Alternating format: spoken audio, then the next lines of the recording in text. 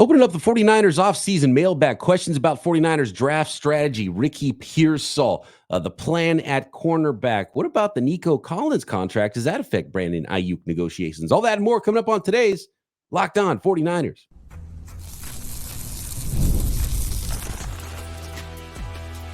You are Locked On 49ers, your daily San Francisco 49ers podcast, part of the Locked On Podcast Network, your team every day. Welcome to Locked On 49ers. Brian Peacock and Eric Crocker at BD Peacock at Crocky209. Thanks, everybody, for making us your first listen here on the Locked On Podcast Network, your team every day. We love our everydayers, and we love it when you subscribe on YouTube and everywhere you are listening to this podcast. Today's episode of Locked On 49ers is brought to you by FanDuel. Make every moment more. Right now, new customers get $150 in bonus bets with any winning $5 bet. That's $150 with any winning $5 bet. Just visit FanDuel.com/lockedon to get started. All right, Croc. We answer some questions from time to time that come through the chat when we're doing our live show, but I want to dive into a few subjects today. Start with the draft. There's a story from Tom Pelissero that talking about next offseason, even there might not be OTAs anymore and what that might look like. If we like that, if we don't, if it's good for players. Brandon Ayuk, will he be affected by the Nico Collins contract that was recently signed? Their numbers very similar in 2023. So let's start, though, with George on Twitter at Mighty Joe Moon. And by the way, at BD Peacock, at Crocky209. You can always drop questions. I actually like it better if you drop a question in the YouTube comments too. So let us know there. But George wants to talk about Ricky Pearsall and the idea of what a first rounder is. And George says Pearsall wasn't a first rounder, end quote. There weren't 32 players with first round grades. Lynch said there were 20-ish. In most drafts at 31, you're not getting a quote first rounder. Can you trade back to 40 just because you want to? Not if you don't have an offer. So this is George pushing back basically on the idea of the 49ers having an opportunity to draft a quote-unquote first rounder where they were selecting at number 31 with the Ricky Pearsall pick and responding to some Ricky Pearsall detractors thinking it was a reach at pick number 31. We've addressed this a little bit, but the idea of a first round pick, I fight with this both ways because in one sense we need to change what we're calling first rounders, Croc, because we know there's going to be 32 first round picks every year. So if you're calling it a first rounder, it should be normalized to what usually you're going to get among the first 32 picks in the draft. If there's only 20 every year, you shouldn't call it a first round grade. You should call it something else. You should just call it an elite grade or a blue chip grade or something like that. But if you're going to call it a first round grade, you should think most years you're going to get one near the first 32 picks. Maybe some years there's 35. Maybe some years there's 29. But to say there's only 20 every year, then it's not a first round grade. So I think we have to change the name of it if there's only 20 first round grades every year. I want to start with that, Croc. I think the tough thing is how we talk about it or have that discussion about it, right? Like, is Ricky Pearsall a first round receiver? And there are some people that say, no, he's a second round receiver. So it's like, okay, well, if he was taken 2 spots later, like literally 2 spots, you'll be more okay with the picking of Ricky Pearsall. So from that standpoint, I definitely understand exactly what he's saying. And I think where the 49ers picked, even when we discussed their pick, we still talk about it as if, like, when you say first round, I think it's very broad how it's talked about. When you hear people say first round, it almost comes off as they could be talking about a top 10 pick, a top 15 pick. And when you're picking at 31, you're not even close to getting that caliber of a prospect. Now, that doesn't mean that the player that you pick at 31 can't be as good as someone taken earlier in the first round, but I definitely think the way that we view it, it probably should change a little bit, or it has changed for me to where I've been a little bit more relaxed knowing that the 49ers picked at 31. I think the part that he could be pushing back on is us talking about a day one starter, right? And that's more the conversation when it comes to the 49ers trying to get better this year. The example that we used was the Kansas City Chiefs, a team that won the Super Bowl. And it felt like between their pick at 32 or they traded up, excuse me, but their pick at the end of the first round and then their pick at the end of the second round, it felt like they got guys that were going to contribute immediately, as opposed to the 49ers, who not only drafted guys who may not have to play right away, but they're also older prospects. Like the 49ers first round pick is 3 to 4 years older than the Kansas City Chiefs first round pick. So that's the part right there where I think we kind of went a little bit more in depth on the age, the readiness of guys, and where you expect them, as opposed to really just the value of the pick at 31. What's funny is, and look, yeah, so John Lynch is going to draft off of John Lynch's draft board, right? So there was no first round grades available. He takes the best player either way, right? That's what you hope they're doing. They're taking the best player, not reaching for a need, reaching for something that one guy really wants in the room, but doesn't match the grades that they have on the board. But what's funny is if you go ask Brandon Beane, the GM of the Bills, you go ask Adam Peters, former 49ers assistant GM, current GM of the Washington Commanders. You know what they said post-draft about their second round picks? We had a first round grade on this guy.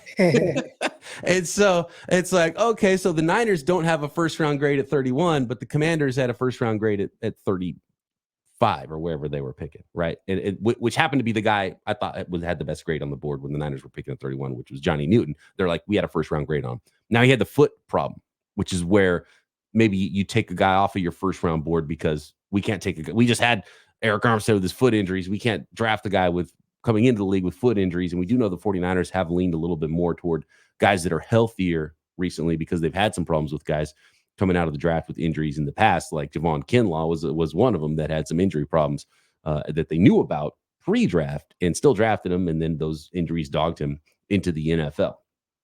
Cooper DeJean, not a first round guy. You know, I think Croc, you probably thought that was a first round guy. I thought Johnny Newton was a first round guy. So the first round grades is subjective to who's doing the grading, and nobody had a first round grade on Ricky Pearsall, but there were people that had first round grades on guys that were still around when the 49ers were picking at 31. So it's in the eye of the beholder as far as that first round grade. Yeah, definitely tail end. Now, as far as Cooper DeJean, I had a first round grade on Cooper DeJean, the defensive back, but I definitely said a lot. If you're taking him at cornerback, I do not like him in the first round. Did you hear about where he's lining up in OTAs for the Philadelphia Eagles, Croc? I have not. He's lining up at nickel. Yeah. See, I like him there. Yeah. And that's where I felt like you got the most value. Right. Safety, nickel, be able to use that versatility. I think he's a terrific tackler. And from there, like that's a first round player. What I felt like I got there. 49ers felt like, no, they rather take Green at the tail end of the second round and fill that void as opposed to what Philly did. Which Philly, I thought they got Cooper DeJean in a good spot. Question from Earl Clark on the YouTube comments. He said the 49ers seem to be the only team, all caps only team in the NFL that don't draft anybody to play for year one. It would be totally understandable if they had some Super Bowl wins to show for it. Even the teams that actually win the Super Bowl go into the draft wanting to improve. Niners just seem to be drafting guys that will play eventually. It's odd. What do you think about that idea? I don't think that's their thought process. I think for the 49ers, the way that they've drafted is just to grab good football players. So whether they're going to play day one or they're going to play 2 years from now, I think does this guy fit what we like to do? Does he have all the intangibles? And if so, then he's a guy that we would like on our team. And whenever he plays, he plays. And I think they value him playing day one, or if he's playing 2 years from now, the same. Now, again, Eric Crocker talking into a mic on the podcast would have an issue with that only because, well, how – and I knew it would be tough to get better. Like we put a sense of urgency on the 49ers winning the Super Bowl this past season because it felt like, well, how do you get better? Like, how are you a better team next year with a better opportunity than you were this year? So we were like, kind of and I hate to say like, oh, it's boom or bust or win or bust, but with what the 49ers expectations were and how difficult it is to continue to just stay good and go into the season and just say, hey, 49ers are better than they were the year before. Like just right now with this team the way it is, we haven't seen them play yet. But do you feel like they are a team that is going to win, 12, 13 games and like where you could say that for certain based on where they were with the roster heading into last season as opposed to this season? I mean, that's a big question. Have the 49ers improved? Is the 2024 team better than the 2023 team? And I would have a hard time saying they're clearly a better team this year than they were last year. Well, every starter is coming back on offense. You could say that, well, and I definitely would say, I think you got better at your third receiver spot if Ricky Pearsall is out there. Yeah, if Ricky Pearsall can beat out Juwan Jennings, that means you're better because you have one guy who's better than the guy who was doing it the year before. And I feel like heading into the season better at edge as well. Because remember, Drake Jackson was a guy who he had 3 sacks in the first game. Now, the way he got them, it was kind of the effort sacks. Yeah. But he did do that. And then obviously you didn't get that kind of protection the rest of the year from him, and then injuries, whatever he had to deal with. But I feel like even with Chase Young being out there, like you got better in theory at edge with Leonard Floyd. Like I feel if you just say, hey, Leonard Floyd or Chase Young and Drake Jackson, I would say, or Leonard Floyd. So you did get better there. And the most important place you can be better is at quarterback. A full off season for Brock Purdy as the starter. Is he going to be better? Because that rising tide lifts all ships. So is that where the 49ers are possibly getting better as well this year? We have questions about OTA's offseason program. The future wideback of the 49ers, Christian McCaffrey. We floated that idea, getting some pushback as well. We'll get to it next.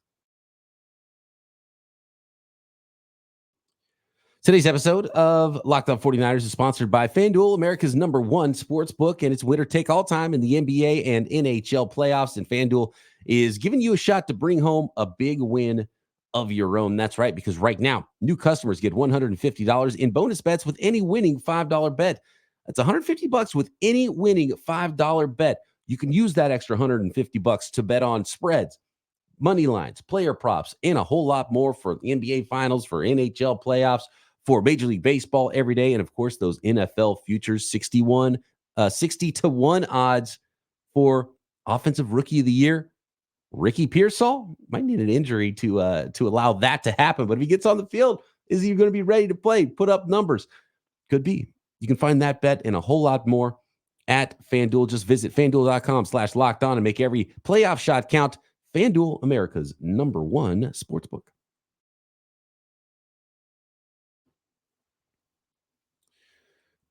So I was reminded of a question I have for you, Croc, when we're talking about, nickel, and we're talking about Ricky Pearsall, maybe being a number 3, slot wide receiver early in his career, Dominic Pooney, a guard. The 49ers really good up the middle. They're paying non-premier players at positions at running back, tight end, linebacker. It's easier to find those positions, Croc.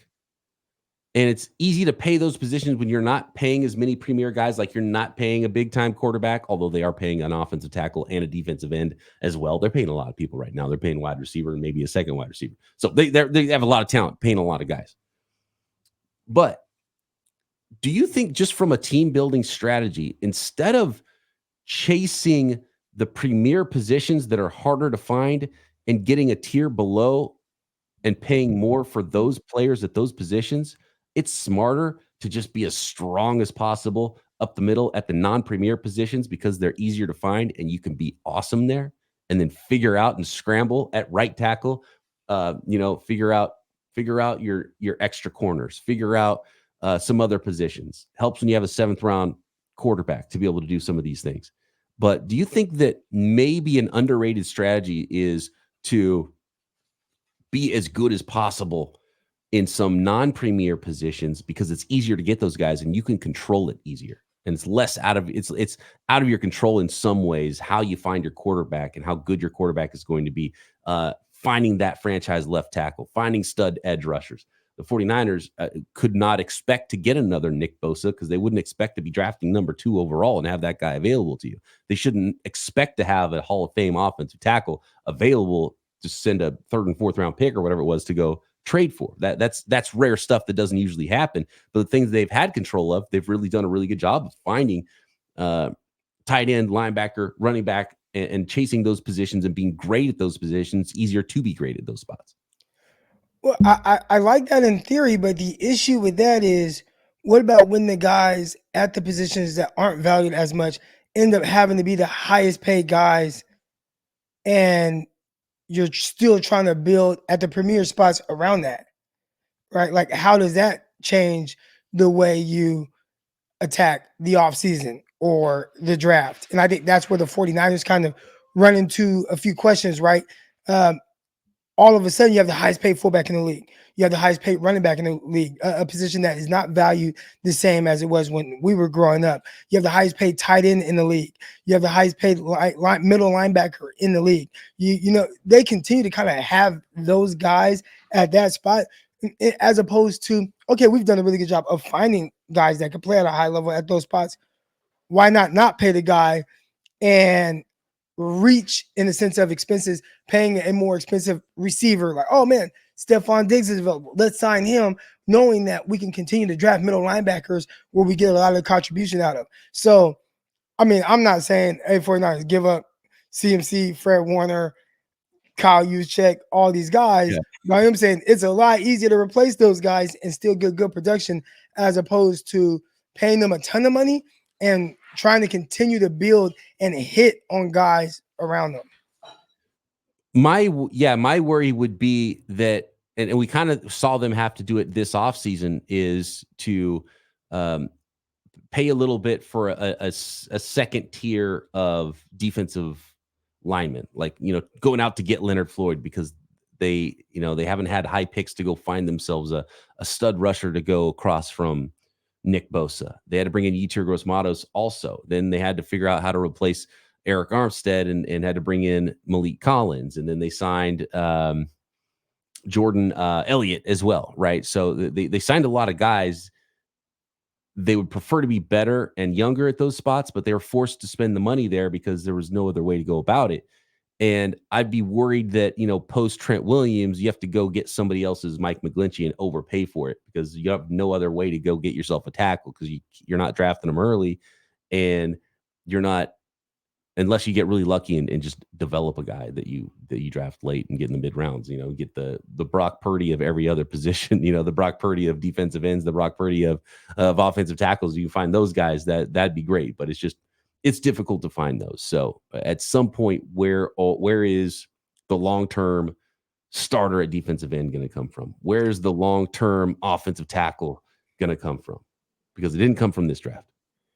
The crazy thing with the 49ers is that they've actually done that very well, right? Like, think of safety.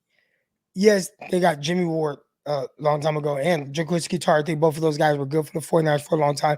But with this regime, like, we got an all-pro safety in the 5th round, right? Like, they've drafted these guys that have hit and excelled at some point. Even you look at Diamondou Lenoir, he has completely changed the way people view the 49ers cornerback situation. Yes, they paid a decent amount for Charvarius Ward, but man, Diamondou Lenoir, how they were able to strike with him, man, that hit big. They've been really good at finding the lower cost free agents, right? Guys like Tajon Gibson, who over 2 years made a lot of big plays for the 49ers, a guy that was kind of roughly on the street. Like, how many people truly wanted to make him a highly paid guy?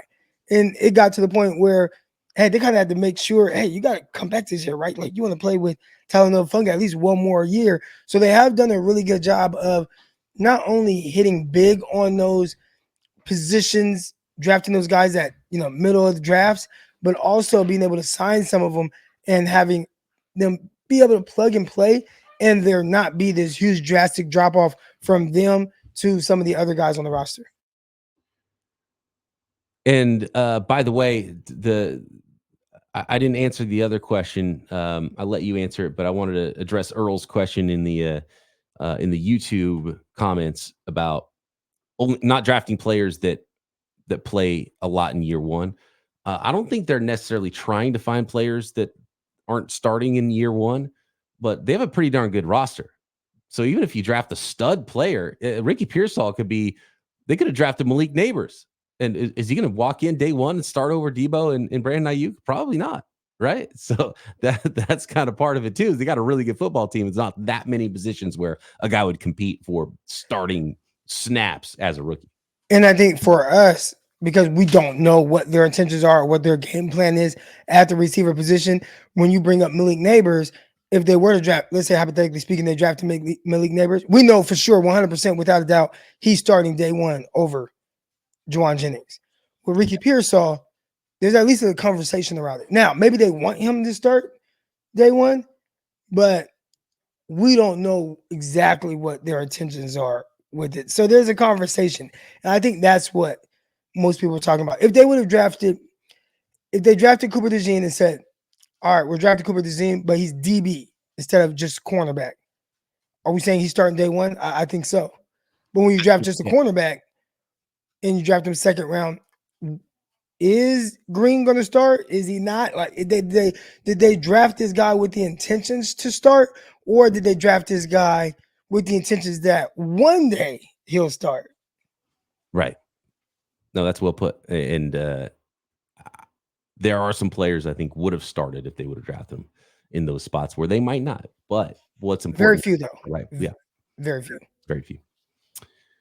Next, I want to talk about future wideback Christian McCaffrey. And is it the end of OTAs, which are, by the way, more OTAs coming up this week for the San Francisco 49ers next.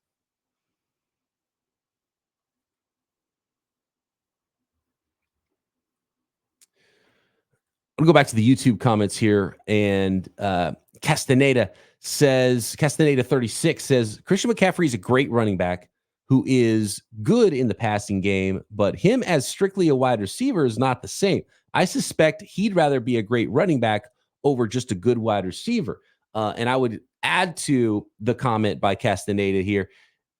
Would the 49ers prefer a great running back to a good wide receiver? And for those who don't know, we had an episode talking about Christian McCaffrey last week. And my idea was that the post-Deebo era 49ers would feature not only Ricky Pearsall moving into that Z wide receiver spot, but it would feature a lot more of Christian McCaffrey in the passing game, potentially becoming more of a wide back and lessening some of the load of the running game off of him. So give him, 10 fewer carries and 5 more targets in the passing game every game. Let somebody else come in and run the ball a little bit and elongate his career and give you still that dynamic catch and run player in the passing game, but it'd be Christian McCaffrey instead of Deebo Samuel.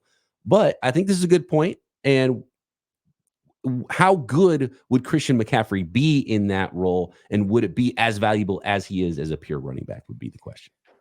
I think this is, when I was talking about why would a kid choose to play, if you could play both, right? If you could choose to be a receiver or a running back, why would you choose to be a running back if you could play both? Because from a financial standpoint, it's not even close. Like I said, Christian Kirk got $19 million a year. CMC will never sniff that. So when you say, would you rather be an average receiver or a great running back? I'd rather be an average receiver in the NFL because they make a lot more money. Now, if we're talking about strictly for the 49ers, then, let me be a great running back. And I'm saying this as a 49er fan, and we're talking about what's going to make the 49ers better. It is 100% CMC being more of that running back. If we're not worried about what he's going to be in 2 years from now or 3 years from now, and it's all about winning the Super Bowl coming up, then you definitely is running back. It's just not the best for his body. It's not best for his longevity, and it's definitely not best for his pockets. But if you take all that away and you just talk about what's best for the 49ers, it's him at running back. And that's how Kyle Shanahan wants to utilize him. And I think it would be phenomenal. I mean, it's not like Deebo Samuel's out here routing guys up. He's not the best separator as a wide receiver in the first place. And I think Christian McCaffrey would be pretty phenomenal at doing some of those things. He wouldn't be a full-time wide receiver, by the way, either. He'd be a wide back. And that's what we'd be talking about here for Christian McCaffrey. And I still like it. I stand by it. I think Deebo's faster, though. And he's faster with the ball in his hands. And that's part of what it's like, all right, if you were to take away Deebo's ability to truly just outrun everybody on defense. That gear, sometimes you see Deebo and you're like, whoa, and he just explodes. That explosive acceleration he has sometimes, it kind of blows you away for how thick he is. But if you took that away from him, then what does this game look like?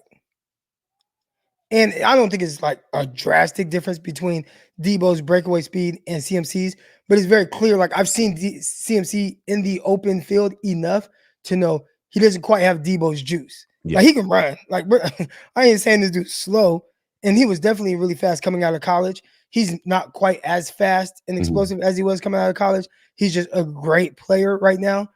But Deebo with the ball in his hands, I don't know how he does it. And it looks odd because he like doesn't even have like this crazy knee drive. It's like his legs barely get up, but he just runs past everybody. And when we're talking about Wideback, and I think this is why it's so difficult for everyone else to find someone that can be that Deebo Samuel type guy, because what he does is, and how he does it, is just very unique. He's 5'11", 220 pounds, and yet he has this, and he's kind of built kind of wide, but he has this ability to just outrun everybody. And they have angles on him, and he's able to, the acceleration, that's what his acceleration is, just so crazy at times.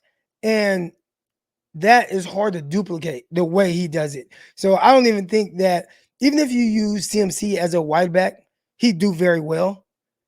If we're saying peak CMC wide back and peak Deebo wide back, I'm going with peak Deebo wide back. Now, the difference here is Deebo always going to be the peak version of himself? And I think with CMC, he is. Even at the age of 27 going on 28, and okay, I'm not as fast, but I'm still going to be whatever my peak ability is at the age I'm at, I'm going to be that. And with Deebo, you don't know. Like, did he lay off the chicken wings this offseason? Like, is he going to be in shape? Like, how long is it going to take him to get up speed? Those are the questions you don't know. But I do know, for whatever reason, when the ball's in his hands, he turns into like Bo Jackson. Yep. Best shape of his life, Croc. Wearing number 1 now. That slimming number. Nico Collins, 3 years, 72. So $24 million per year for Nico Collins. This affect the Brandon Ayuk negotiation at all for you? They had really similar numbers last year, both phenomenal.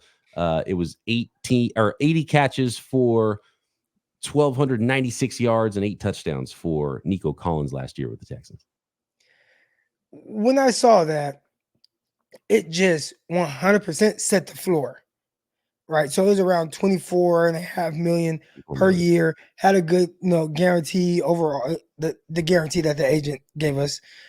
But when I look at Ayuk, and it's not to say he's going to get a ton more. I think 49er fans, because of how they view Ayuk and how his name has just been bigger in the league, you just expect him to get more. Nico did this 1 year. Outside of that 1 year, it was like 300-yard seasons.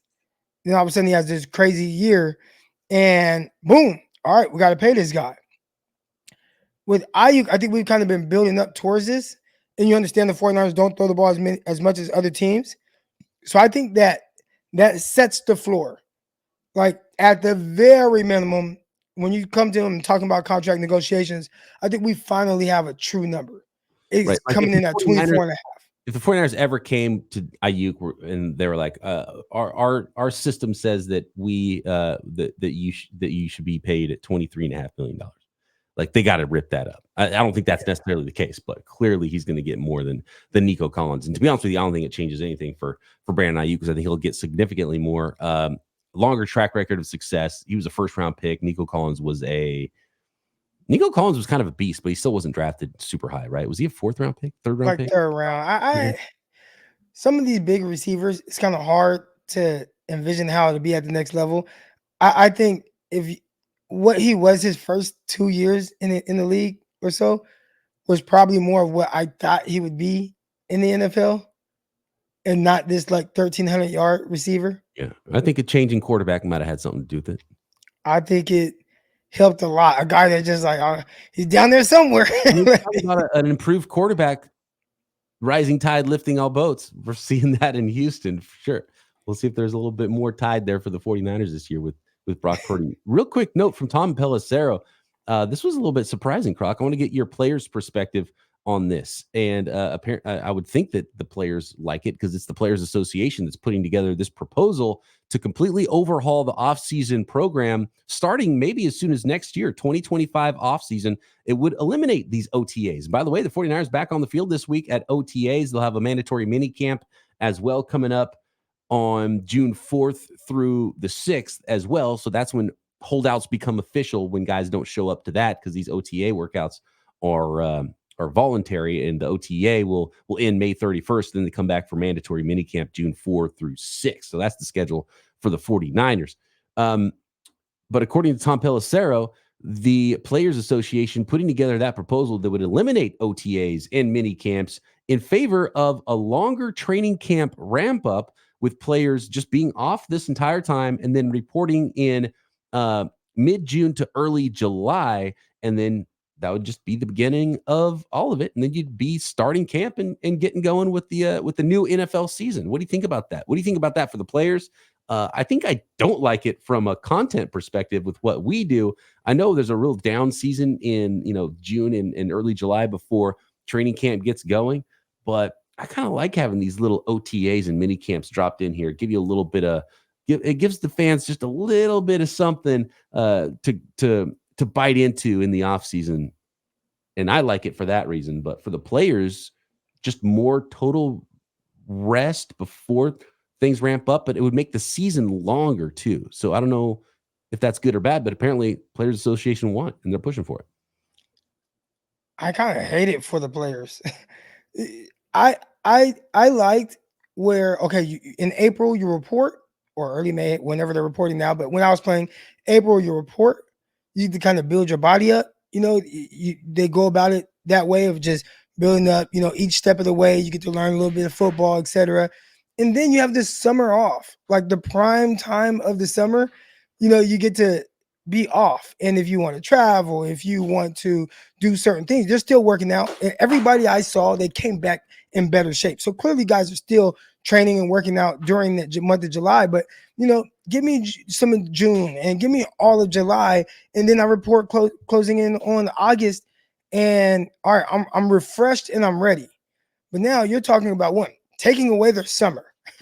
That's tough, and I get it. It's a job, etc. But taking away their summer and then making the season longer. Like you don't even have that time where, okay, we're here. Okay. Oh, get to go home. We got a break. And now it's just like, you're just here.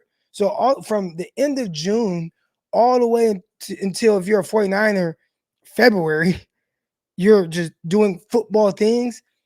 That is hella long. Yeah. So that's I'm with you, man. I don't like it. I don't like this new proposal. I like it the way it is. For a fan to get those morsels of information, guys on the field, you get to see the players right after the draft in their new uniforms. We get something to talk about. We get to see some players on the field a little bit. And for the players, it would become more of a marathon. They have a shorter season the way it starts now. At the end of July, at the beginning of August. So you'd be talking about an extra month-long season. And by the way, both of us are dads, and there's a lot of young football players that don't have families necessarily, but there's a lot that do have kids. And if you have kids in school, you would have your only vacation time before, kids are out of school and stuff. And so you'd have to do all of your vacation stuff in the spring and at the end of winter.